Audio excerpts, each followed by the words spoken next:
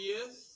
Welcome to another episode of Steele Talkin Sports. I am your host, Jay Steele, and let's get talking. Hey, hush. Sorry for the dog barking. Hope you enjoy that. But welcome. Like I said, welcome back to another episode of Steele Talkin Sports. I believe this is episode 7. So, let's keep it on rolling. Today is Tuesday, April 30th. I am trying to do this live today. So, it looks like the YouTube is rolling. I am effectively rolling live. I'm trying this out instead of recording it like I've done the last few times. Same process. I just entered the live stream key and we're doing this live, so I don't have to do any editing later. And this can just go straight to the old YouTube. We'll see how that goes. So welcome back. Again, my name is Jay. I'm going to be talking some sports. We've got NBA playoffs continuing to roll on, as well as NHL playoffs continuing to roll on. So I'm going to talk about the brackets that we've got in both sports. You see me wearing the Cowboys jersey. The NFL draft did just happen last week. So I may go over some NFL draft stuff. To be honest, being a Cowboys fan, I'm not very happy with the draft that we had. So I'm really only going to have negative comments about that. There are other teams, especially in our division, that did a lot better as far as the draft goes, but I will save that to the end as long as I don't get a little too long-winded here like I did last week. So first I'm going to start off and talk about some NBA games that we've got tonight. And go over kind of the bracket as it stands right now on Tuesday, April 30th. Tonight there are 3 games, Game 5s, which weirdly enough, all 3 of these games tonight are the East games, with Boston and Miami playing yesterday. Weirdly enough, there's no West games today. It's all East, so this is weird. But we've got 76ers and Knicks at 7 p.m., Magic and Cavs at 8 p.m., and then Pacers and Bucks at 9:30. So we'll have some overlap with these 3 games going on tonight. So if you have YouTube TV, make sure you put the multi-view on. You can definitely get 2 games on at once. Or if you're a real degen like me, you get the multi-view with the hockey. NBA and NHL at the same time is such a flex move.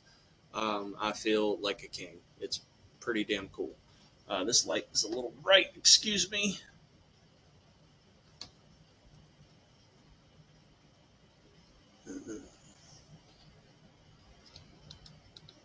There we go. All right. So first off, those are the 3 games. But I want to look at the bracket right now.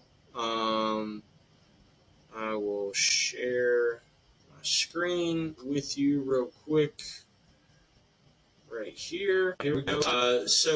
Last night the Thunder wrapped up the sweep against the Pelicans. That was, I said that was going to happen with Zion not playing. That was pretty easy, even though 2 of the 4 games were pretty competitive. I think that was game 1 and game 4. 2 and 3, the Thunder, handled pretty easily. But congrats to them, like the youngest team in the NBA. They had the 1 seed. They were expected to win this, but it was kind of a possibility that they had a sleepy spot in there somewhere. They did not. They did not slip up. They didn't make any mistakes. And with this matchup being tied 2-2 in the Clippers and Mavericks series, all of these guys for the Thunder get a nice deserved rest. So congratulations to them. We are still alive on our Thunder to win the NBA Finals. Congrats to them. We had a sweep in the Timberwolves and Suns. I thought the T-Wolves would win this series, but I did not think it would be a sweep. Kevin Durant, Devin Booker, and Bradley Beal did not show up all together during one game.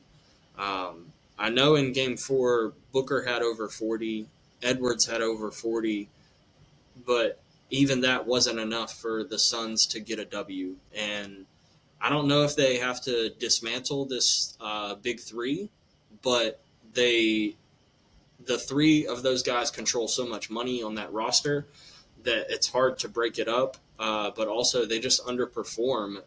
So I don't know who they're going to pair with them. I know Grayson Allen was injured. That probably doesn't help them in the playoffs. But even with him on the floor, they didn't have a match for Minnesota. The Nuggets and the Lakers, LA gave it their best shot. They did win one game, but it's pretty impressive that they could be up by double digits in all 5 games and lose 4 of them.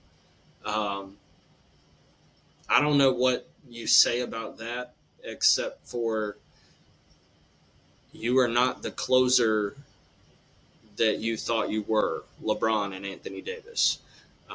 They just did not get it done, even though they had big leads. And I wouldn't even say it's LeBron and AD's fault. It's more like the supporting cast.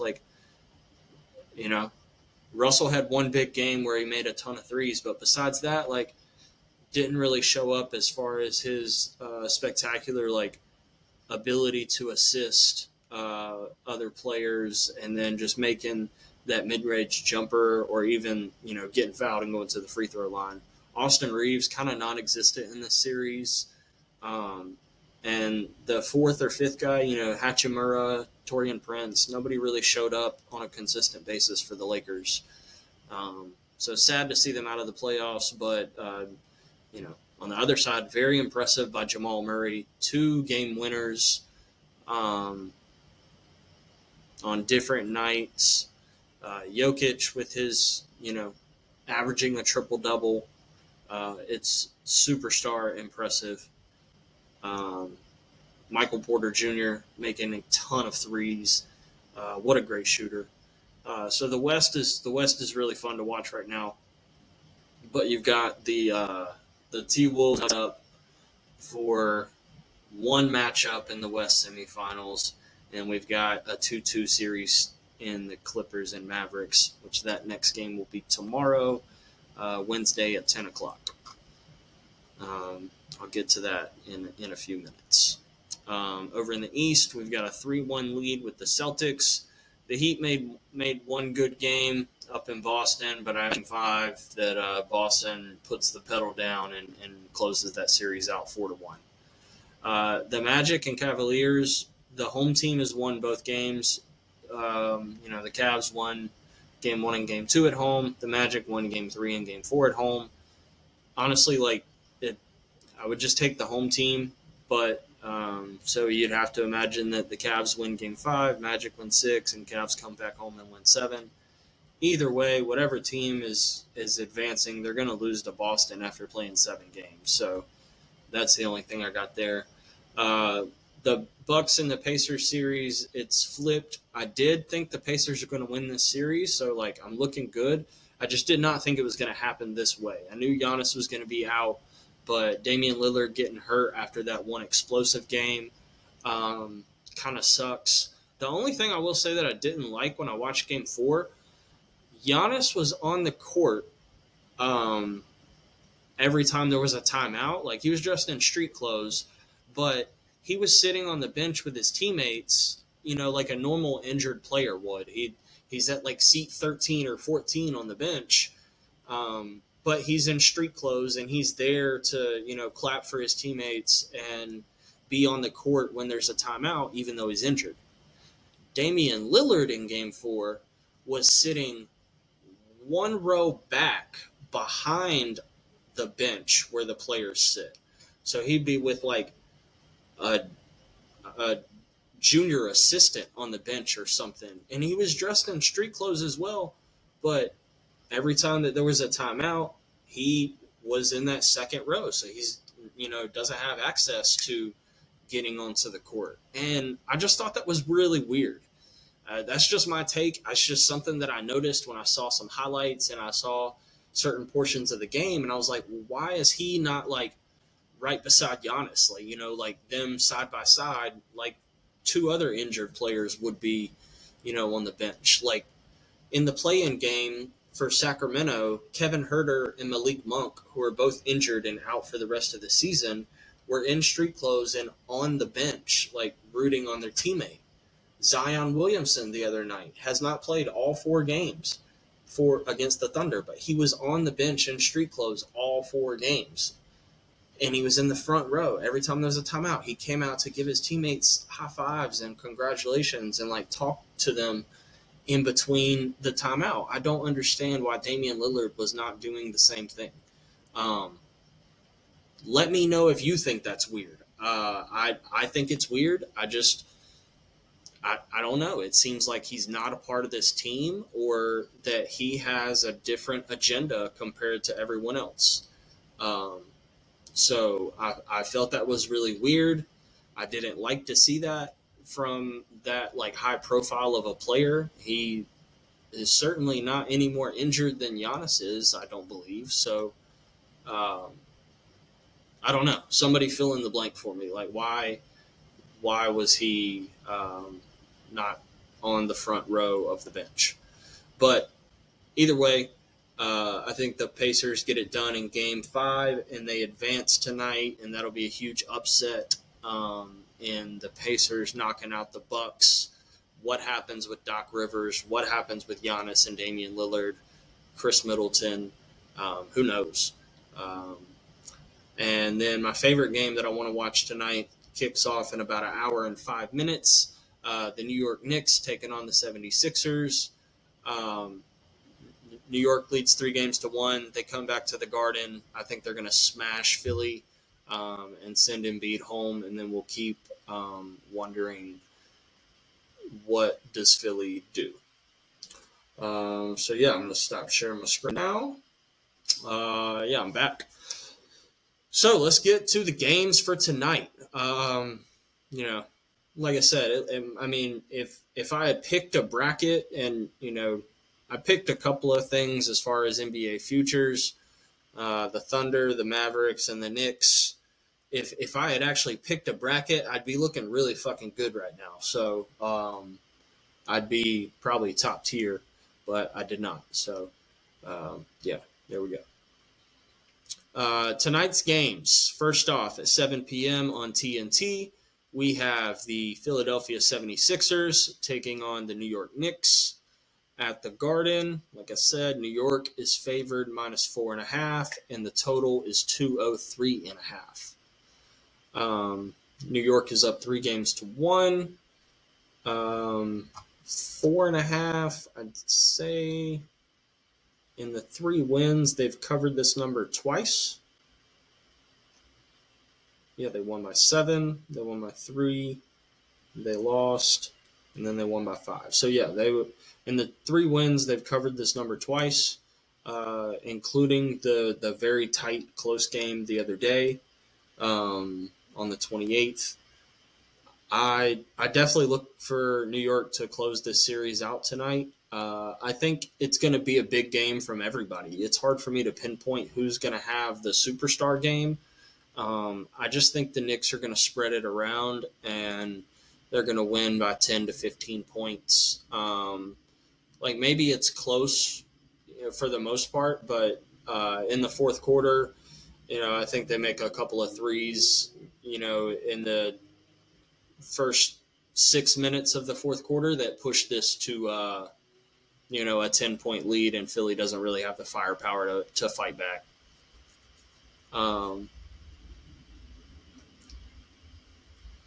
Sorry, let me straighten my mustache up here. There we go. Things that I do like for tonight. These are some plays that I have on DraftKings. I like Josh Hart over 1.5 threes.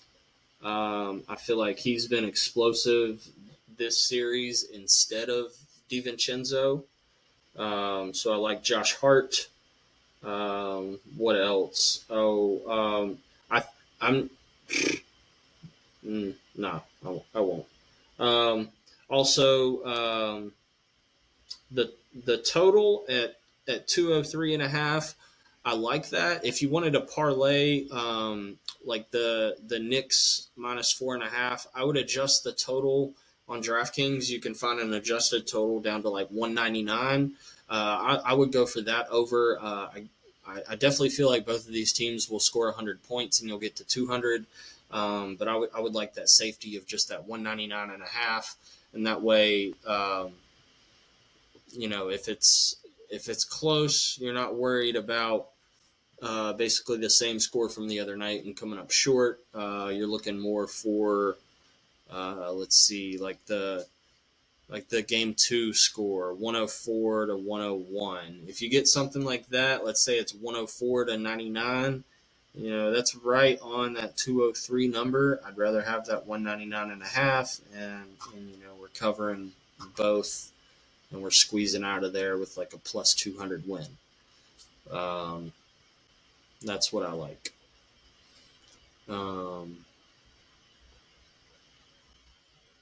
Shake and bake. Next game, we've got another Eastern Conference matchup. Loading. We have the Orlando Magic at the Cavaliers. Cavaliers are favored -5.5 at home, and the total is 202.5. So these are very similar numbers, both games, spread and total wise. The thing that I've seen, and obviously everybody should have seen in the first 4 games of this series, is that the home team wins the game, and also it's been a low-scoring affair every single time. Let's go to Odds Shark, and so I can more easily look at the over-unders and totals. So yeah, in game 1, the total was 206.5, and the team scored 180 points, 26 points off.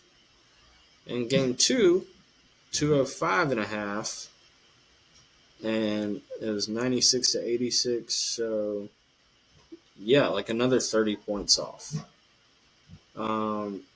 Game 3 was actually an over, 202, 121-83 by the Magic.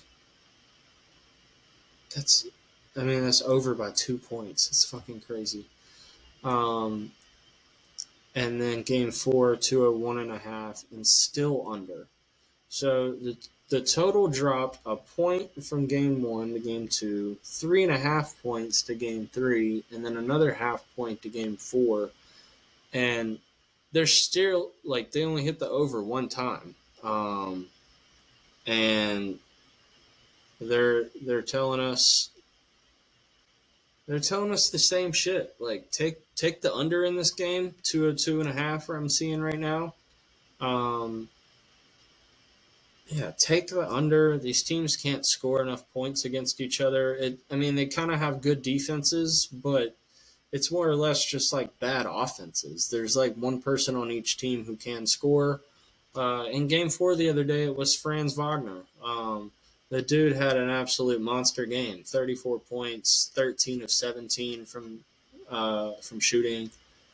Just what a dog. And Cleveland didn't score 89 points. Hey, stop barking. Enough. Sorry. Dog sees another dog. But the box score from the Cavs doesn't look all that bad. Like, Mobley had 14 points, 9 boards. Jared Allen, 21 points, 9 boards. It's really just Garland and Mitchell. 5 for 11 from the field for Garland, and then 5 for 14 from Mitchell. But it's just they're just not playing defense. They're just giving up too many points. From the 5 starters from the Magic, Banchero had 9. That's kind of unexpected. He was 4 for 14 from the field, and then Gary Harris only had 3. So you had 2 players in their starting 5 that only had 12 points combined. And then, you got 34, 11, and 12 from the other 3 guys. But Cleveland obviously had a chance to win this game if they just weren't fucking around. You get 4 of your guys into double digits. You just can't let one guy go off for 34 and destroy you. But as far as Game 5 goes, I want to say take the home team because that's just what has happened in these 4 games.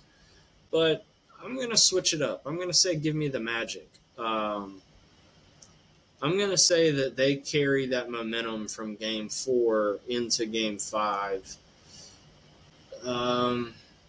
Let's see. The 2 losses, Game 1 was by 14, Game 2 by 10, and then Cleveland lost by 38, and then by 21, 23.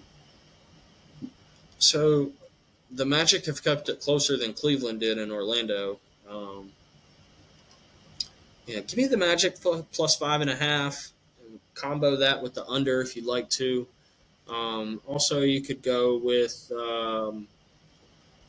like the Magic money line at plus 170 in the under. Let's see what that pays out. Under 202.5, and the Magic plus 170. That gives you a plus 410 odds, so 4-1. Yeah. $10 will bring you 51 coming back. If you want to play a little bit safer, $5 wins you 25. Not too terrible. I kind of like that. If you got like a bonus bet, throw that on the Magic. Don't be like me and throw a $25 bonus bet on the Miami Heat last night at plus 390. And they had no chance of winning that fucking game, but I did it anyway. It was a free $25 bonus bet, but it was down the drain pretty fast. I should have done it on Derek White, 30-plus points and 6+ threes, and that would have paid out probably $600-700. But, you live and you learn. So we're doing something crazy tonight, but I won't tell you guys about it because I don't want you to think I'm stupid. Next, we move on to the Pacers and the Bucks in Milwaukee. Indiana on the road is favored minus 3.5, and the total is 215.5. Oh boy, this is bad. Oh man, only 3.5 with no Damian Lillard, no Giannis, probably no Pat Bev because he looked hobbled as well when he was on the court.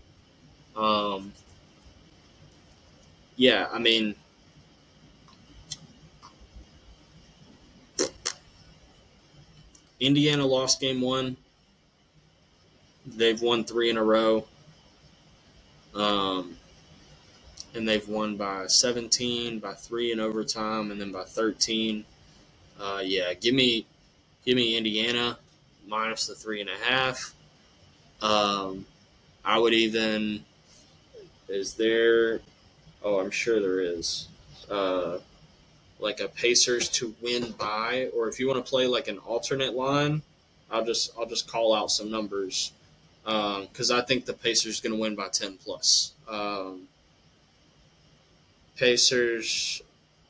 Let's see. The line is.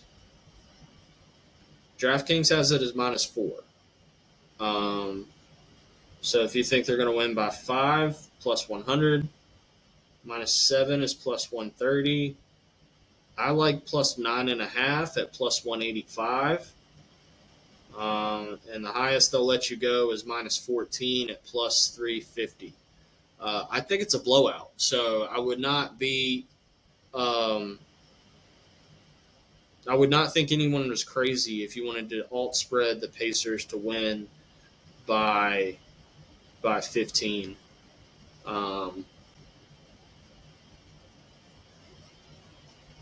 Also, I know, where's the game props? Here we go.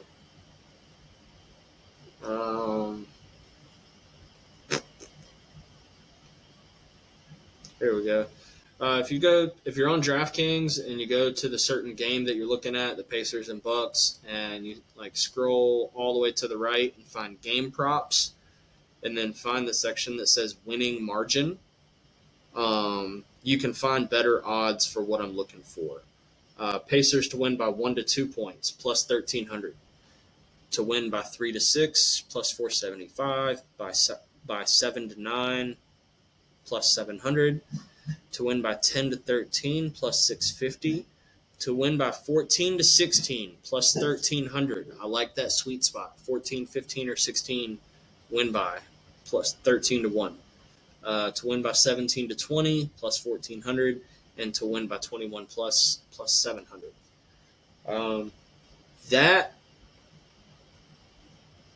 is a little bit better way to play the same number. Like the Pacers minus 14 is plus 350, but the Pacers to win by 14 to 16 is plus 1,300. If you think they're going to win by 14, but not more than 15, I kind of like that. Any of those numbers, really. Like if you think they're going to win, I kind of like that 7 to 9 number.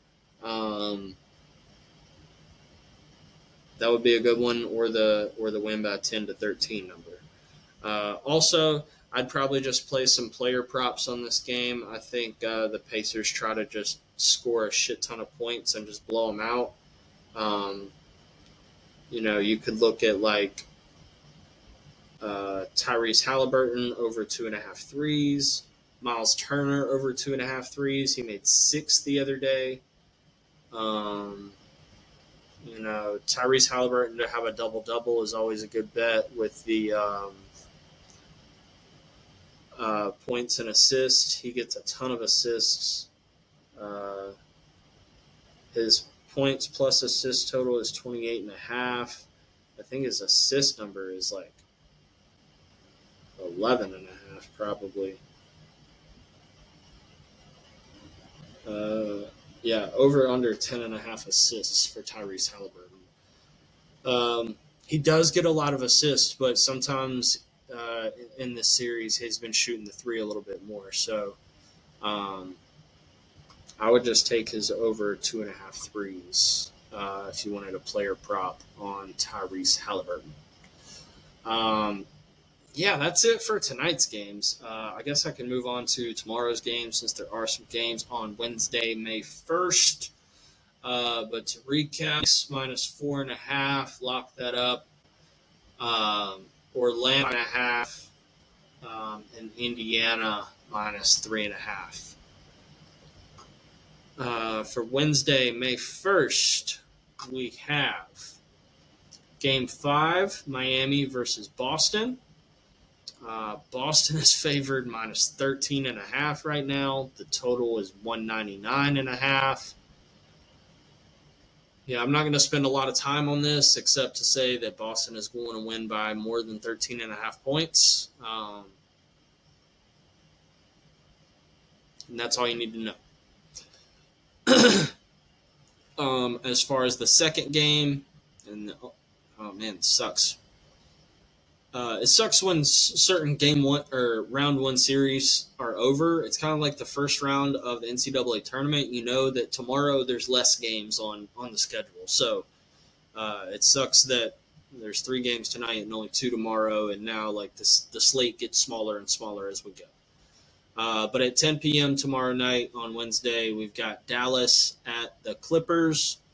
The Dallas Mavericks are favored minus 3.5, and the total is 208.5. I do not know what to make of this series tied 2-2. The Clippers have looked really good at times, including Game 4 when they had a 31-point lead in the first half at some point. And then if you watch that game, the Mavericks cut it to under 20, and you would have thought that they were up by 100. It was insane, the intensity and the volume of that arena, but they were still down 20 points. And they just slowly clawed their way back. Kyrie had a masterful game.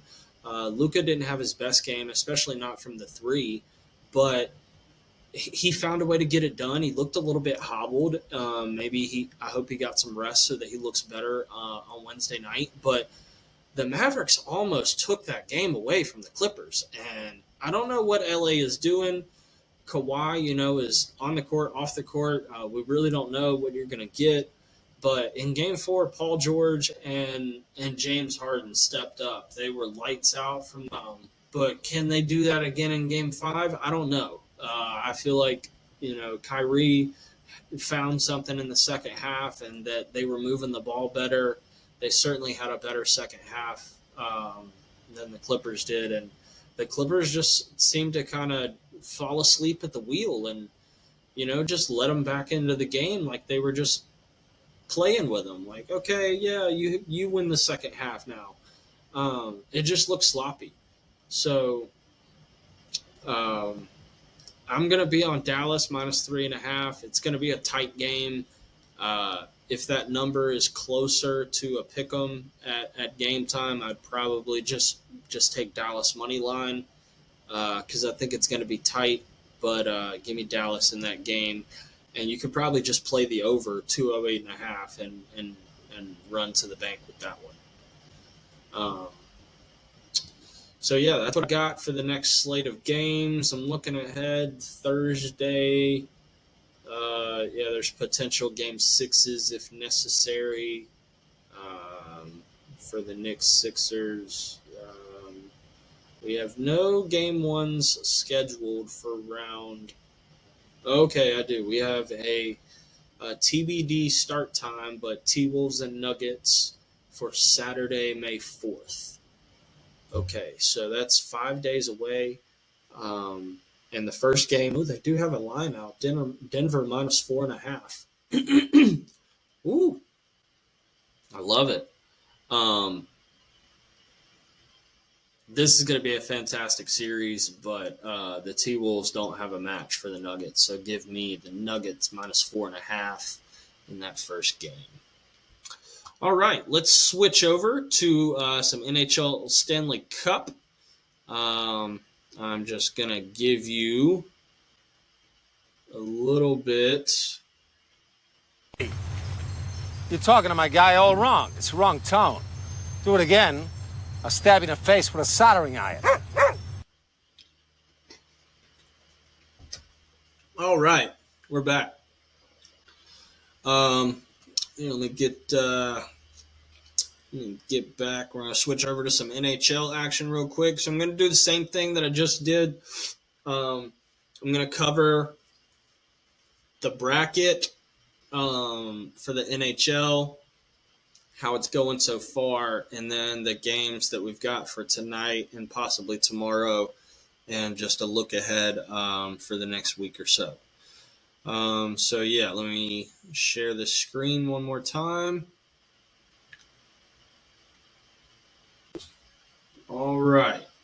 You all see that? Okay, good. So far, over here in the East, like I predicted, I know I was a little bit late, but I did say that Florida was going to win this series. They took down Tampa Bay 4-1. I hit a nice little player prop parlay on that game last night in Game 5. If you did not know, you can do like shots on goal parlays and goalie saves, not even messing with who wins the game, the puck line or the money line. I kind of wish I would have. I thought about playing Florida -1.5 at some plus odds and the over 5.5. It would have been a nail biter, but they did get like 2 empty netters in the last 3 minutes with Tampa Bay trying to push, and it did end up being a 6-1 win. Kind of wish I would have jumped on that, but it's all good.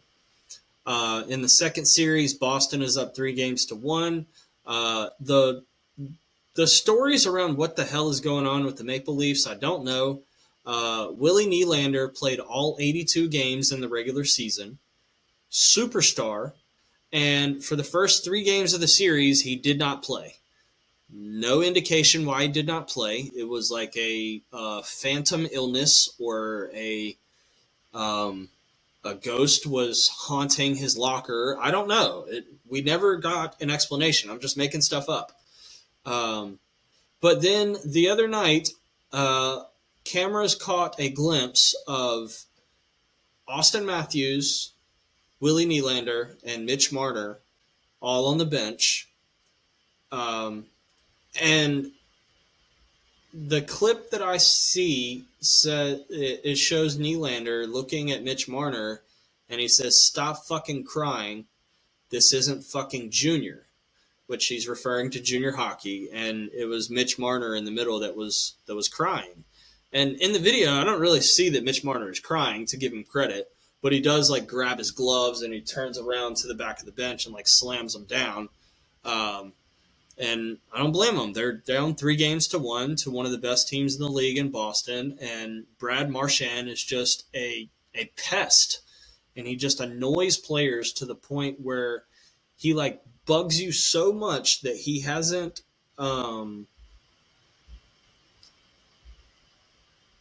Oh, shit. Breaking news. As I'm reading this, this is baseball related. Mike Trout has torn meniscus and has no timetable for return. Oh my God. That is terrible. Oh man. Dude, Mike Trout cannot catch a break. Jesus, dude. Sorry. Back to Boston and Toronto.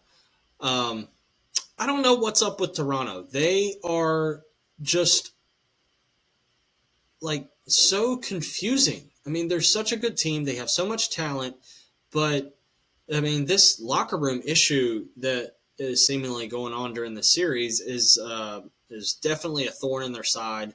You can't let, Brad Marchand and Pasternak, get so many shots on goal and just open looks. They're too good.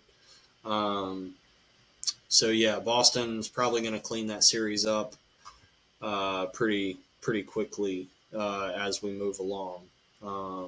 We need to look at what NHL games are tonight too. Excuse me. Next, I don't think much needs to be said, but the New York Rangers took down the Washington Capitals in 4 games. Clean sweep, 2 games at home, 2 games on the road. Sorry to all friends out there that have, fans or friends that are fans of the Washington Capitals. They got into the playoffs. They didn't do much else. Game 5 in this series we've got tonight, Carolina 3-1. Upset that my team didn't get the sweep, but they're coming back home. Going to get the close out the series tonight on home ice, so that's looking pretty good. Right now, as long as Carolina and Boston close out these series, I'm looking good on the east side of this bracket. We move over to the west. Dallas and Vegas are tied 2-2. Both road teams have won both games in each other's building so far. Vegas won the first 2 games in Dallas, and Dallas won the next 2 games in Vegas. So home teams need to step up in that series. I still like Vegas to get it done. So give me Vegas to finish that out in 6. Colorado is up 3-1. They can score more goals than Winnipeg. So I'm looking good there for them to advance against Winnipeg. The Couv is up 3-1. I'm pretty sure I picked Vancouver. I like the other Hughes brother there, Quinn. So that series is looking good. And Edmonton is up 3-1. So fun to watch that team. So we're looking good on the west side of the bracket right now. But pretty interesting that we've got 2 teams in the east that have advanced already with sweeps or close to it, and nobody has advanced yet in the west. So they got some work to do. As far as the games tonight, let's get to it. 7:30 on TBS. We have the Islanders and the Hurricanes. Islanders plus 220 on the money line. Carolina minus 270. Maple Leafs and Bruins. Toronto plus 135 on the money line. Boston minus 160. Sorry. Avalanche 9:30 ESPN against the Jets. of Winnipeg. Colorado minus 120 on the money line. Winnipeg even. So that's a plus 100 for those that you don't know. And then at 10 p.m. out on the West Coast, out in Vancouver, the Predators and the Canucks. Nashville plus 105 on the money line. Vancouver minus 125. Honestly, I haven't watched a lot of these hockey games. I've kind of caught the tail end of most of them. I will be able to double dip with hockey and NBA tonight. I know I'm going to be taking my Canes. I'm not going to play the money line at minus 270 because I am not going to tell you to lay $270 to win 100. Or if you're betting with my size money, I'm not going to tell you to bet 27 to only win 10 back. That sucks. I will say, only in one game has the total gone over 5, and that was in Game 2 when the Canes were down 3-0 and then scored 5 goals in a row. So you had a 5-3 final. The Canes covered the puck line at minus 1.5, and they also hit the over at 6.5, with a total of 8. I think this is another like 3-2 or 3-1 game. I don't seeing it being over five goals. The total at 5.5 is what it's set at. I would say the under is probably a good choice. But for me, I would look at something like taking. Actually, I kind of do see this being like a 4-2 game.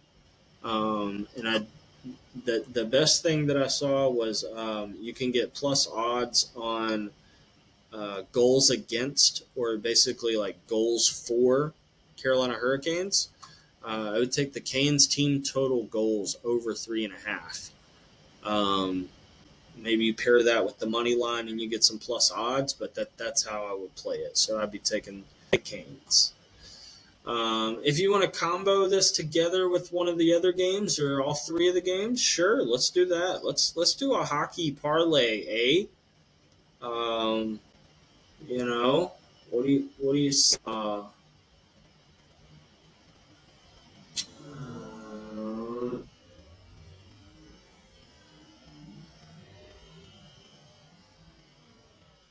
To be fair. Well, to be fair. We need a hockey parlay. The Maple Leafs are going to lose, so Boston minus 160. Add that in, yeah. The Jets are going to get it, or no, I'm sorry. The Avalanche of Colorado are going to get it done in Winnipeg. So we're going to add that in at minus 120. Ooh, that's 3 faves. Ooh, yeah. Yeah, we're going to take all faves in this one, eh? Boston. Here it is on DraftKings. I'm adding it in as we go. Boston, minus 166. Carolina.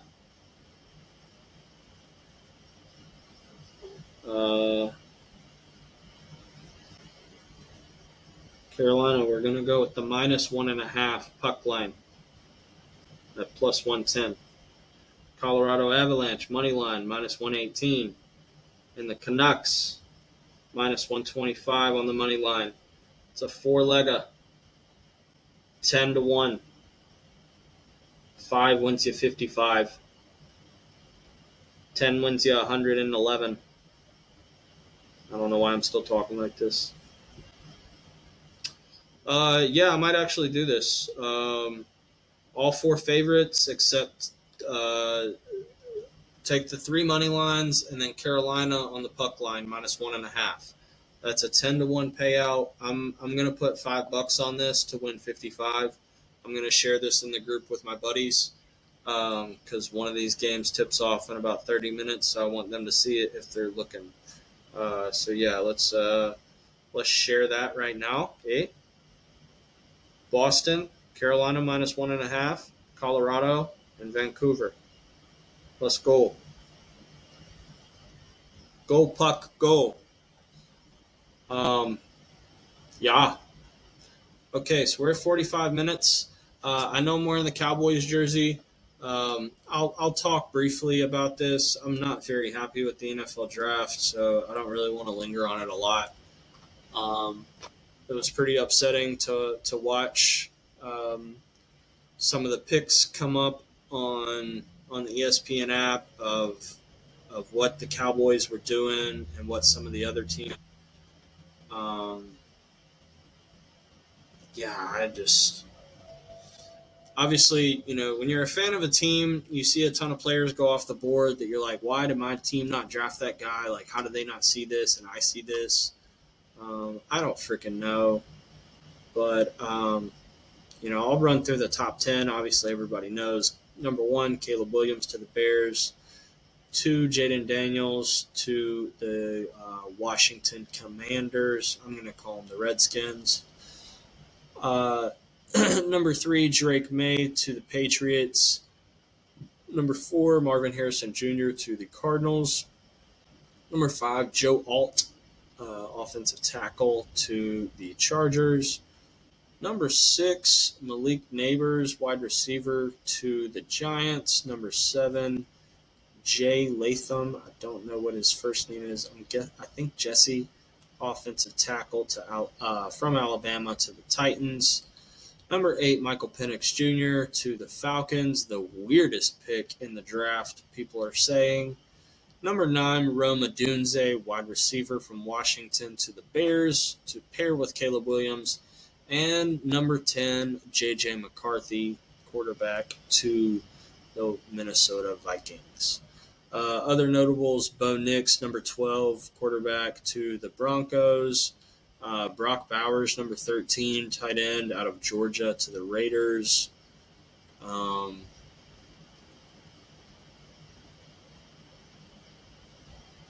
The Cowboys were at like 24. They traded with the Lions. They got back to 29. They got a pick in the process. They drafted some guy named Tyler Guyton as offensive tackle.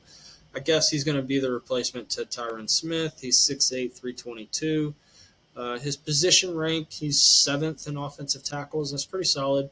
And he's a 33rd ranked overall player with a grade of 87. This one I like. I like this guy. Now that I saw that we got like an extra pick in the process by trading back 5 slots, I guess that's okay. I do see the pick right before us. The Chiefs took Xavier Worthy, a wide receiver out of Texas. I wish we would have taken him because we just lost a wide receiver. And then also right before we would have picked, the Eagles drafted Quinyon Marshall, arguably the best corner that was still in the draft at pick 22. So that sucks because that's in our division. Also at pick 23, another wide receiver from LSU, Thomas Jr., was selected by the Jags. We could have used him.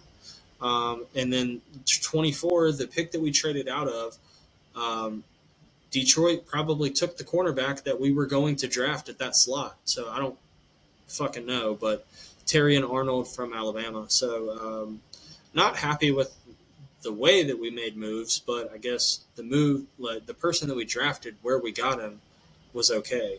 And then to round out the first round, Xavier Leggett, wide receiver out of South Carolina, goes to the Panthers. That's a really good pick. Sometimes those local picks work out. Sometimes they don't. I kind of like that guy. I wish the Cowboys would have picked him. Second round draft pick, Marshall Nealand out of Western Michigan, edge rusher. I don't really know much about this dude, but he is the 6th ranked player in that position and overall rank 39. His grade is at 86. The only other pick that I'm happy about for the Cowboys is the 3rd round pick, Cooper Beebe, the offensive guard from Kansas State. 2nd ranked player at his position and 78th overall ranked player with a grade of 77. I think I remember watching a couple of Kansas State games and seeing this dude be highlighted by the commentary staff, and he can move. He's good. Being from the Big 12, I think he'll fit right into the Cowboys culture. So I actually think this is a really good draft pick, and he'll be very similar to like Zach Martin and Travis Frederick that we've had in years past. So I actually really like that pick. Honestly, if you would have told me you drafted that guy in the first round, I would not have been mad. Um, Other than that, we got a linebacker, probably good since Van Der Esch retired. A cornerback, we always need those. Somebody who's actually 6 feet tall out of Wake Forest, Kalen Carson. That's kind of cool. I'm from North Carolina. Cool to see a local guy go to the boys. Sixth round pick, guy out of Southeast Missouri State. Wide receiver, he is 6'1", 202, Ryan Flournoy. Okay. 4.44 40-yard dash. Not a lot that I can tell you about this guy, but 6'1", 202, I like it. I didn't notice that before. Seventh round picks, Nathan Thomas out of Louisiana, offensive tackle, 6'5", 332. I like the size. And then last pick, Justin Rogers, 6'3", 330, defensive tackle out of Auburn. I like the size. So good picks from, I guess, but don't really know what to expect. We still need wide receivers, running backs, and a center. So I don't know. That's all I got. It's 6:35. We got a basketball game and a hockey game starting in about 30 minutes. I'm going to go eat something. I'm going to crack a beer. I'm going to get started on not looking at this bright-ass light in my face and making me look like an Oompa Loompa. So thank you if you listen to this. I don't know if this is going to work as well as the recorded version. So we will all find out together. Thank you for tuning in. Holy crap, that bright light out of my face feels so much better. What an idiot! Oh, what a loser! Yeah, I should have figured out that light thing a long time ago. But thank you very much for listening to all my ranting and raving. We'll get back to another episode next week. I'm sorry this is on Tuesday instead of Monday, but I was really exhausted from playing golf on Sunday. So you have a great rest of your day. I am Jay Steele. Thank you for listening to Steele Talkin Sports, and I will see you at the buzzer.